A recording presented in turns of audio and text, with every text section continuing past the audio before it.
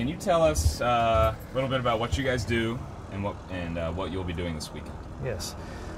With the Liberty Foundation, our mission is to honor our veterans and to educate the public. So we provide flights, B-17 flight experience to the public at $450 a person, or we'll offer ground tours for people that are interested in that. And then there's actually no charge for the ground tours. We'll have a donation bomb or something that really helps, but we don't want to turn anybody away. We'd like for people to be able to see the airplane, so there's actually no charge to tour the airplane.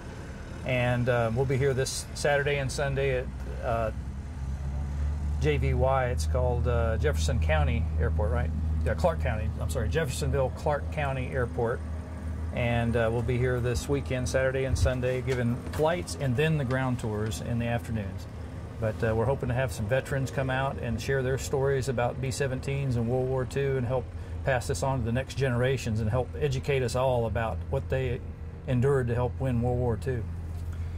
What is it like for you personally to fly this plane, to take World War II veterans up in this plane that they flew in over 70 years ago? What's that like for you? I am so honored. Literally, we are pinching ourselves when we're flying this thing, saying this is so neat that we're able to do this now, because here we are 75 years later, and we're able to still fly the airplanes and kind of demonstrate them to the public, give them the experience like this.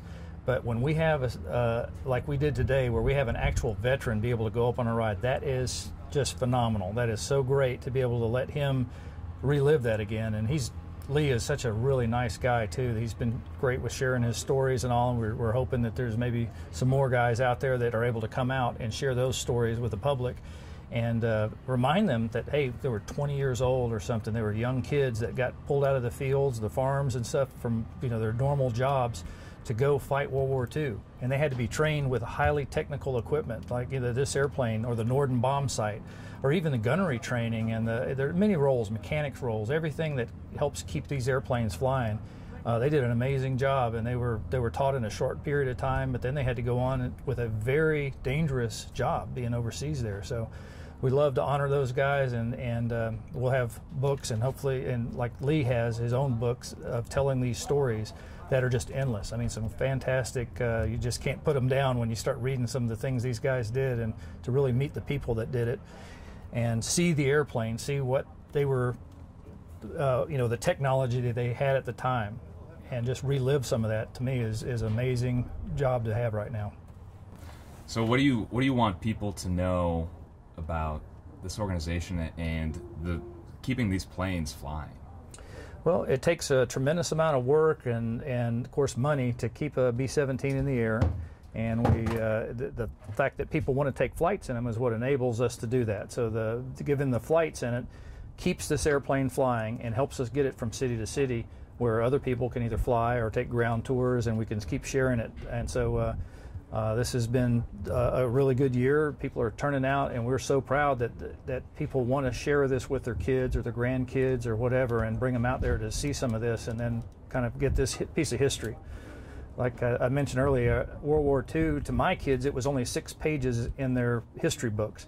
But when you come out and hear some of these real stories and you see the airplanes and all, it makes a whole different perspective on what these airplanes were. Instead of just seeing a picture of airplanes in the sky, when you see one and just see how many rivets, imagine the people that toiled for days, all their jobs were to put rivets and build engines, build all the parts that went in these things. So it's a massive war effort, and it's very amazing when you see one of these all together and flying.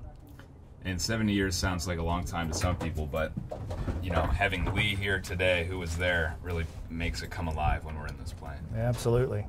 I was amazed that he was really interested in coming up flying again, because he's been in B-17s again before. He's a real proponent of trying to pass on this history, and he still loves to fly them. And for some guys, it wasn't great memories. I mean, they lost a lot of friends. It was tough.